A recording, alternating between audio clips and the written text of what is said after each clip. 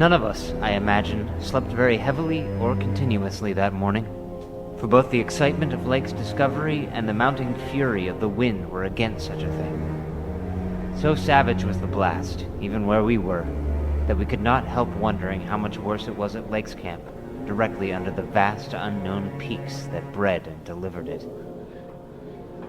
McTighe was awake at 10 o'clock and tried to get Lake on the wireless, as agreed, but some electrical condition in the disturbed air to the westward seemed to prevent communication. HPPodcraft.com.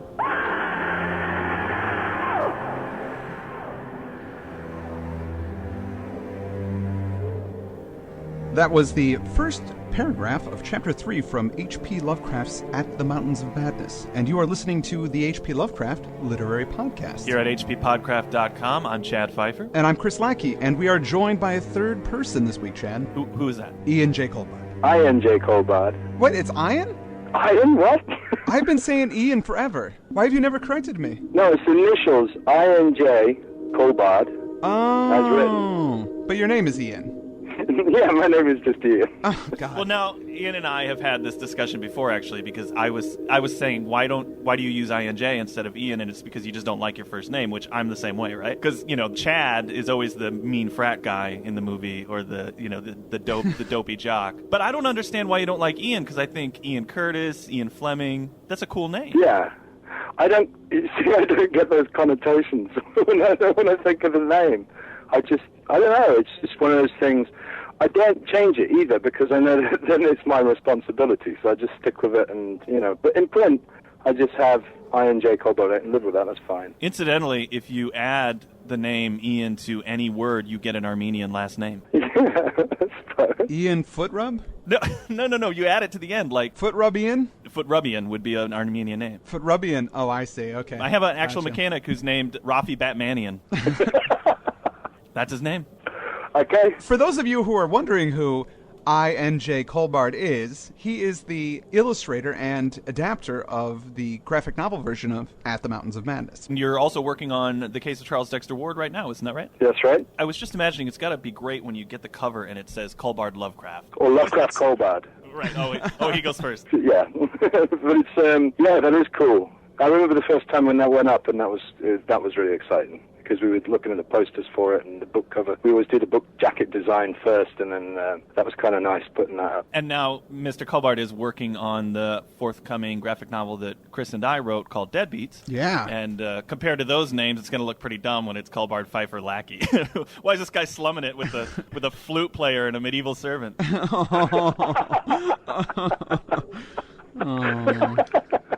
I just want to say the opening reading that we heard, we once again have the talents of the actor Joe Freya on the show. Yeah. He's going to be doing our readings for us. And also we're, again, using the music of Reber Clark. Glad to have them along for our journey. Now, Right. Where did we leave off, Chris? So the story so far, William Dyer, a geologist, and a group of scientists are on an Arctic expedition. They've found some fossils, specifically fossils of a complex life form back when there shouldn't have been any kind of complex life forms. Right, the second group that split off, Yes, exactly. led by Lake, found that, right? Right, yeah. So they split off into two groups. The second group found that. Lake is the biologist, and not only did they find that, they found a frozen body, or bodies, of these barrel-shaped creature things. And these things are like part vegetable. They're very strange. They're hard to understand. They seem kind of ageless, and they remind Lake of the elder things from the dreaded Necronomicon. So Dyer is right now waiting for a message to come back from Lake, and then they're going to hopefully send a plane back to pick up Dyer and the rest of the guys, which is Peabody and that whole group. And Dyer's our main character. He's sort of narrating this whole thing and writing it, right? As a way to warn off the coming Tony Stark, Roger Moore expedition that's going to be going up. Now, Dyer's group is super excited to hear more from Lake's group. The things that he's been sending, as we heard in the last episode, the messages that he's been sending are really incredible. I mean, this is going to mean all of their careers are made. Yeah. It's insane. They found the greatest mountain ranges in the world. They found prehistoric beings that shouldn't have existed, that were highly evolved. And Lake had been dissecting one of them, I think was one of the last messages we got over the wireless. But now, as we get into the third chapter, they keep trying to reach him throughout the day, and they can't get a hold of him. They wait for Lake to contact them, and he doesn't, and they start to get worried, and then it's by 6 o'clock the next evening.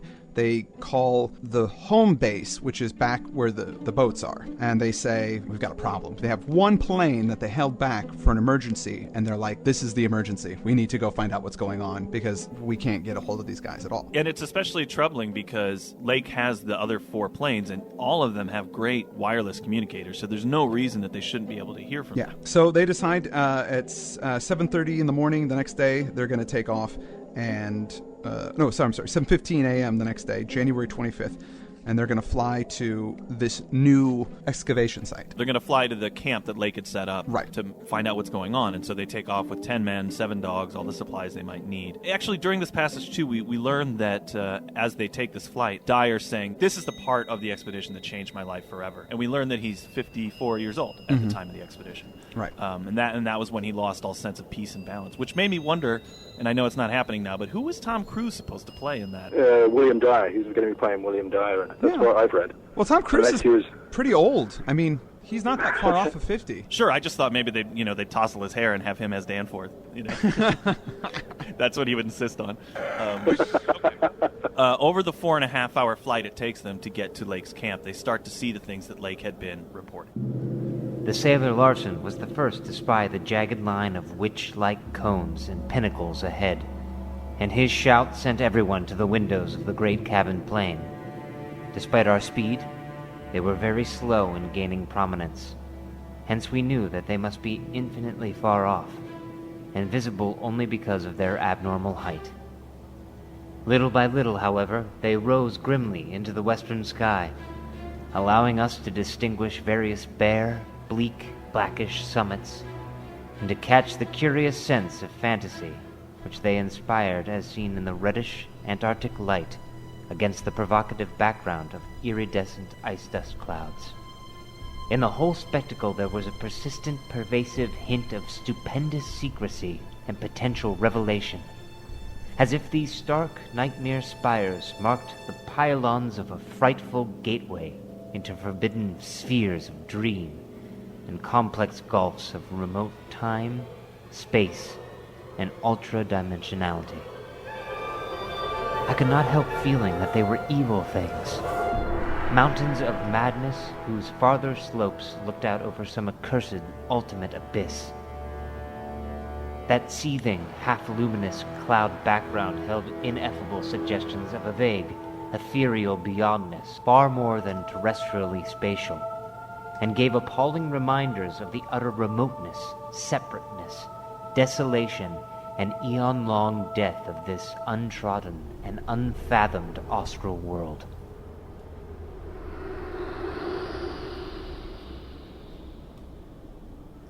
So that's Dyer getting an eyeful of these crazy high mountains. These mountains are way higher than even Mount Everest, this whole mountain range. And it's here that Danforth suggests that there's an abnormal cubism to the peaks. And again, they bring up the work of Roerich. Now, Ian, did you consult that work at all, the Roerich paintings? And what other resources did you draw from when kind of trying to draw this stuff? Yeah, I mean, I took from Roerich straight away. There's a painting that he did of Tibet. Well, there's loads of paintings of Tibet, but there's the specific ones that really struck a chord. But there's other aspects as well. There were things like, there was a film by Frank Capra called Lost Horizon. When you actually get to the city, the look of the whole thing is kind of like an Art Deco-looking city, but it's supposed to be ancient Tibetan. And so there were elements of that in there. Right. One of the first things they see of this ancient civilization up in the mountains is they see these huge cube-like temples, and that was just basically a box stuck on the whole idea of that was that it was an odd geometric shape against something that was a natural formation. Right. And it's also suggested here that perhaps this is the Plateau of Leng, which we've heard before. Yeah, which was supposedly in Central Asia. But now he's changing his mind that maybe it's not Central Asia. Maybe this is it. This is the Plateau of Leng. But because they talk about it having been in the Narcotic manuscripts, which was... What are those? You don't remember, Chad? What? Should I? You should remember from Polaris. Oh, really? I should remember. That was 2 years ago, man. Oh, and also the Dream Quest of Unknown Cadet. Oh, well, okay. School me. Bring it. Tell me briefly what those are again. Well, they're just these really ancient documents that were from this prehistoric civilization that were aliens. Remember the Eskimos came and killed them and did all that stuff? Sure. To the people that wrote the Nakata. They're supposed to have records of prehistory. So they were written by some guy, Darcy Narcotic or something? No. I don't know. No. You know what? The reason I don't remember is because it comes up again and again, but there's no real fleshing out or explanation of what these things are. No, other there than isn't. That they're obscure, esoteric, and ancient. And again, here he mentions he's sorry that he had read the Necronomicon, and he's sorry he talked to Wilmarth so much. So he speaks about Wilmarth, who was the protagonist in A Whisper in Darkness. So in this journey, as they're scaling these giant mountains, they also have a sort of polar mirage of a cyclopean city. That's how he explains it, as a mirage, but it's not actually a mirage. It's well, real. yeah, we'll find that out later. But as he sees it right now, it's some kind of reflection or image or mirage that a few of them see, and it's the city that has no architecture known to man, right? Yeah, that's correct. In the adaptation that you do, you sort of reveal this when they're going up later, as opposed to now in the story, which is sort of the first time that they see it. Yeah, I mean, that was much more influenced by the format that I was telling the story, and you have this mechanic in comics, which is essentially just turn a page, a reveal, and you get the money shot. Right. And so what I wanted to do was just save that until we actually go over the top, and then you have this big, vast reveal as they would see it. Yeah, and I think that's definitely the right choice. Here, I think what Lovecraft is trying to do is show them something that's crazy, but allow them to think it was a mirage, so that when they do actually see the real thing, it shatters their minds that much more. This is real. Right. Structurally, with this story, there's a lot of forward and backward at time. That's the hook he uses all the way through the story structurally. They land at Lake's camp. This is the last time that McTighe sends an uncensored wireless message. Oh, right. And he explains that this is what we started telling people. That, first of all, there's 11 people dead, and Gendy, who is one of the grad students, is missing. Mm-hmm. Yeah. Gedney. Yeah. Oh, Gedney. I'm sorry. Gedney is missing. They only say that one of Lake's men must have gone mad, but they don't really go into it. Right. And he suggests here the plane shelters were crushed, the planes themselves are blasted, the dogs are gone. From the wind. There was the terrible windstorm. That's what they say caused it. Yeah, and I do think that it has that appearance that there was some terrible windstorm initially. There's a lot of suggestion here in Chapter 3. He mentions that Danforth and he took another expedition. When they came back, they withheld the details to the people they went out there with, he and Danforth.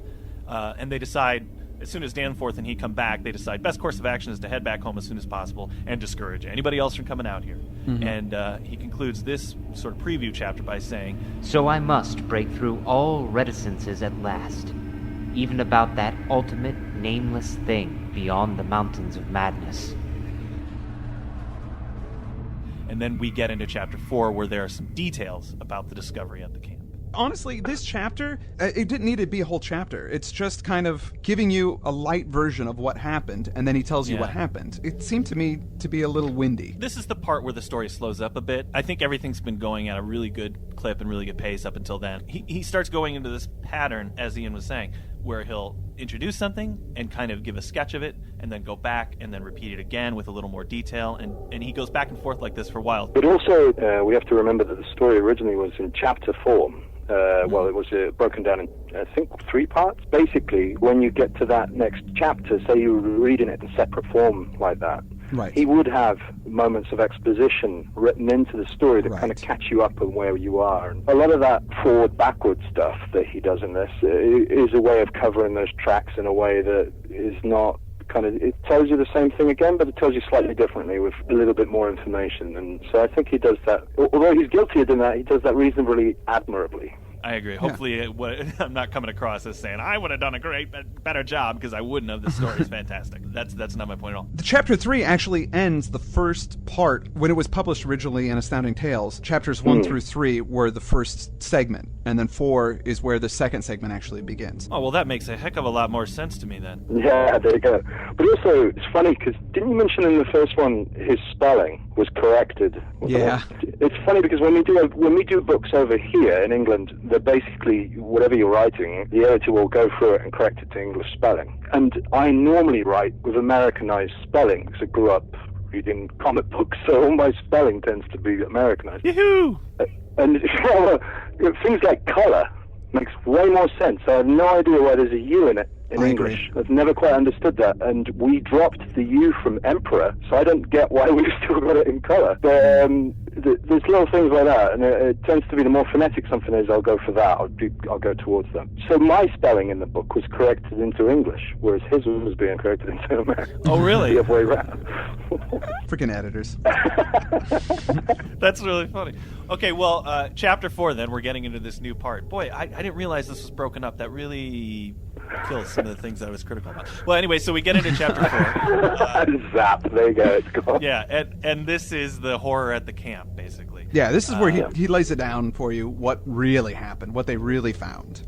Yeah. And when they got there, it did look like there was a storm, but much more than a storm. It looked like there'd been some sort of terrible conflict. Death to all the men had come from some kind of strangulation. They think the dogs possibly started it by bursting from their shelter. They know that the dogs ripped their way out of the shelter, which made me think of, do you remember in The Thing, when the Thing goes crazy in the movie, the John Carpenter movie, and those dogs are so terrified that they're ripping through the metal mesh. You know, they're pulling it apart. Oh, man, that movie's so I know, good. it's actually a hard part of that movie to watch. I mean, I could see guys get their chests ripped open and their arms torn off, and I'm just like, oh, that's cool. But the dog's panicking and trying to bite through them. I'm like, oh my God, those poor guys. So it's just a big mess out there. It's like a really graphic murder scene. It's a real mess. All the drilling equipment is wrecked. Everything has been messed up extremely. Yeah. And this is the crazy stuff. Perhaps I had better put squeamishness aside and tell the worst at last. Though with a categorical statement of opinion, based on the first-hand observations and most rigid deductions of both Danforth and myself, that the then missing Gedney was in no way responsible for the loathsome horrors we found. I have said that the bodies were frightfully mangled. Now I must add that they were incised and subtracted from in the most curious, cold-blooded, and inhuman fashion. It was the same with dogs and men. All the healthier, fatter bodies, quadrupedal or bipedal, had had their most solid masses of tissue cut out and removed, as by a careful butcher, and around them was a strange sprinkling of salt, taken from the ravaged provision chests on the plains, which conjured up the most horrible associations. The thing had occurred in one of the crude aeroplane shelters from which the plane had been dragged out, and subsequent winds had effaced all tracks which could have supplied any plausible theory. Scattered bits of clothing, roughly slashed from the human incision subjects, hinted no clues. It is useless to bring up the half-impression of certain faint snow prints in one shielded corner of the ruined enclosure, because that impression did not concern human prints at all, but was clearly mixed up with all the talk of fossil prints which poor Lake had been giving throughout the preceding weeks. One had to be careful of one's imagination in the lee of those overshadowing mountains of madness.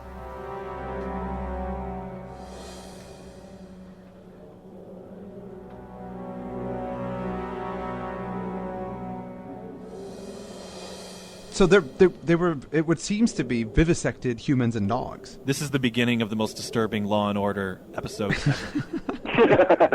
I remember reading this because in preparation of doing the graphic novel, this is the thing that kept me reading until about 4 in the morning. That just completely got me. After all the travelogue we'd had at the beginning, this is the point where I just thought, oh, this is nasty. This is really horrible.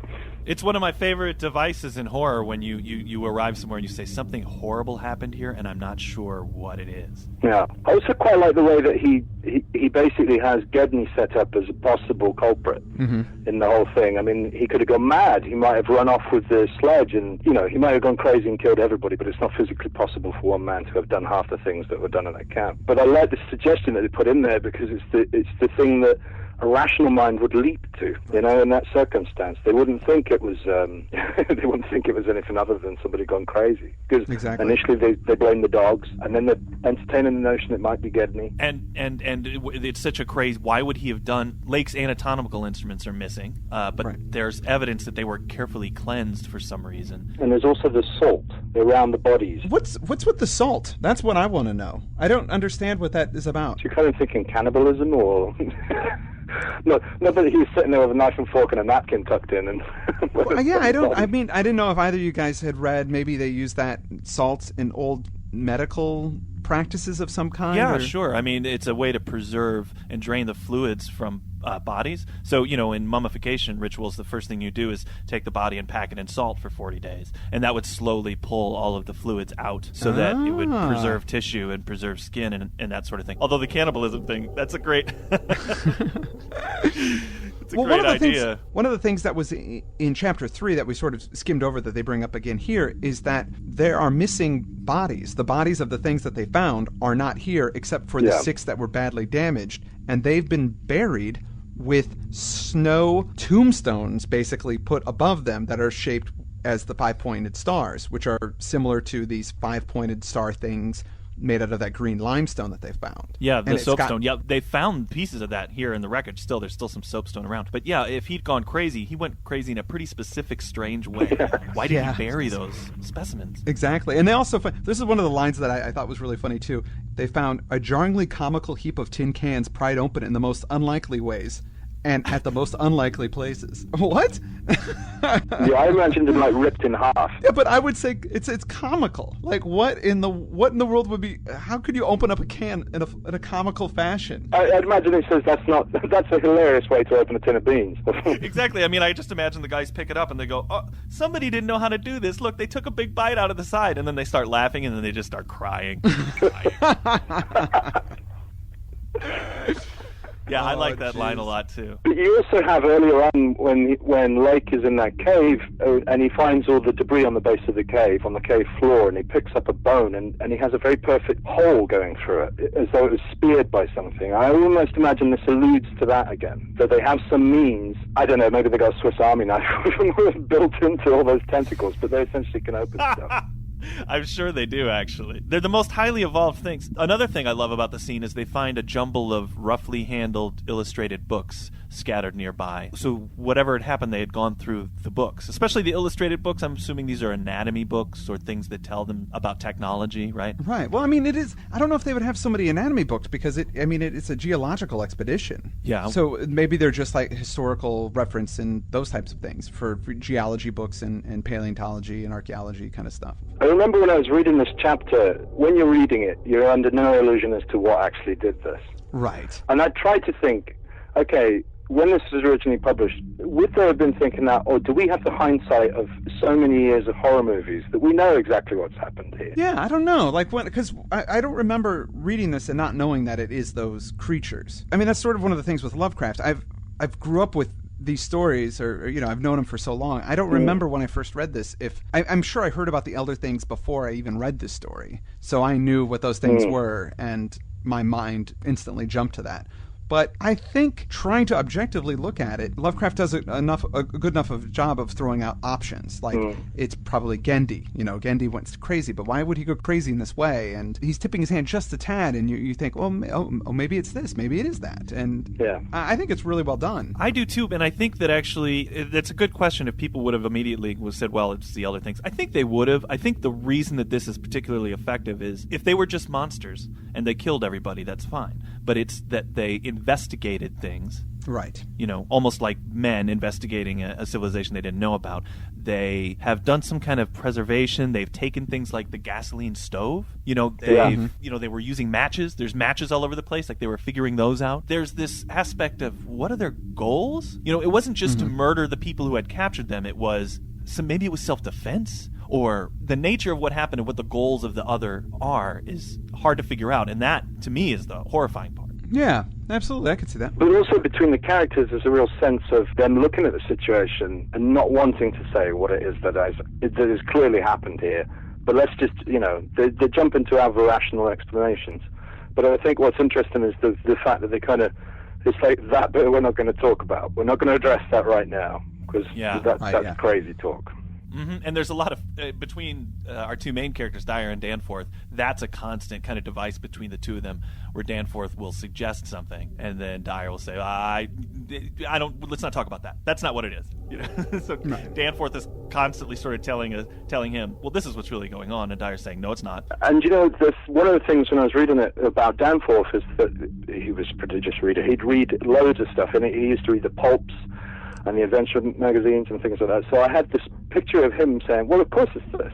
he would probably be in our mind of saying, well, clearly it's this kind of thing. So he's more willing to entertain the impossible at this point, I think, than Dyer. Yeah. After being confronted with all of this terrible stuff, they bury the human parts, they bury the canine parts. And one of the dogs is missing as well, I believe. Gendy and one of the dogs is missing, as well as some sleds and a sled and a few other items. Yeah. So they think they're trying to find Gendy now, and Sherman and Peabody go for a flight, and they try to fly around to see if they can find out where he went. Right. And they don't. Yeah, they assume they might find him just roaming around with some lipstick on, shouting crazy things, but they do not. No. And lipstick on the dog as well. Well, finally, they, in the midst of all this scientific exploration and the sense of adventure does still prevail to an extent, and they figure we're here, we might as well investigate some of the things that Lake was reporting back. So it's decided that Danforth and Dyer are going to try this first. They're going to get up for an early trip, and they're going to fly up, to see all of the bizarre things that were reported by Lake. And they do. The next day at 7 a.m., they get their crap together, they get in a plane, and they start their ascent up these gigantic peaks. And they see all the bizarre things that were reported by Lake. The strange architecture, which looked like the ruins of Machu Picchu, like the Giants Causeway in Ireland they talk about. Mm-hmm. They see that there are these caves everywhere. Do you know about the Giants Causeway? As in what it scientifically is or mythologically, because Either. I think it was the two giants throwing rocks at each other, but I don't think that's science. I haven't seen it. I don't know exactly what it is, but from the description that I read, it was lava that cooled and cracked into these hexagonal patterns, which is pretty weird. They look like stepping stones, but all at varying height. Right. And there's loads of them, and it does look like it was a sort of deliberate form. Somebody had actually chiseled that out rather than it being a natural formation. And I think because of that precedent that these guys are initially, before they see the city, when they just see the cube-like structures in the mountains, are just saying, okay, well, this could have happened naturally somehow. There are symmetrical things that happen in nature. Very specific geometrical shapes can evolve or can erode into being, right? I think he mentions in Arizona rock formations as well that almost look as if they were created on purpose, but they're not. Mm-hmm. Yeah, and there's also stone forests. Oh, right. As well. Have you heard of those? I think it's Sing National Park, which I might be completely wrong on that. But if you look up stone forests on a search, they're really unusual rock formations, but very spiky. I use that as the basis actually for the mountains themselves, because this kind of like this idea that they were very long. And I looked for actual rock formations to see if that would ring true for something that Dyer was looking at and say, well, this has happened somewhere else in the world, and this is in this book, he does that from the moment he sees the striated edges on the triangular print. He keeps rationalizing it in some way, and with, as in it being a sort of like a pressure ridge or something like that. So he does that all the way through. And for him to do it at this point, totally expect him to keep rationalizing at this point. Well, at this point, they're making their descent. They're finding a place to land once they get up into the mountains, and then they get to see some crazy stuff. A few more feet of altitude, and we would behold that realm. Danforth and I, unable to speak except in shouts amidst the howling, piping wind that raced through the pass and added to the noise of the unmuffled engines, exchanged eloquent glances. And then, having gained those last few feet, we did indeed stare across the momentous divide and over the unsampled secrets of an elder and utterly alien Earth. Ooh, can't wait to talk about that in the next episode. Once again, I want to say thanks to Reber Clark for doing that sweet, sweet music. Yep, thanks to Joe Freya for providing our readings. And I want to say thank you, Ian, for taking some time and jumping on with us. No problem. Thank you very much for having me. Would you want to come back for more? Absolutely. So that'd be fantastic. How about next week? You want to jump back in with us next week? Or will you be Absolutely, yeah. That should be fine. Yes. Ian, where can we get your adaptation of At the Mountains of Madness? We can get it, you can get it, we can get it. It's available there's a distributor called Turnaround that deals with it for international markets, or it's due to be published in the US at some point. I'm not entirely clear when. I'll get clear on that for next time. And otherwise, it's available on Amazon. It's Yeah. Okay, well, I highly recommend that our listeners pick that up, and we'll put up a link for the purchase of that. It's a really great book, and It's great. we're so glad to have had you on the show. Thank you very much. I also want to thank Brooke Burgess for being our awesome intern, and Mike Mann for being our amazing web guru. And I think that's all we got for this week. I am Chad Fifer. And I'm Chris Lackey. And I'm Ian Culbard. Or shall I say I.N.J. Culbard? It's however you want to do it. Yeah, whatever. And this has been the H.P. Lovecraft Literary Podcast. Now, Ian, you say at HPPodcraft.com. HPPodcraft.com. No, say at HPPodcraft.com. Man, don't you listen to the show? At HPPodcraft.com. Beautiful. Yay! All right. All right, we got Got it. it. I'm shutting down here.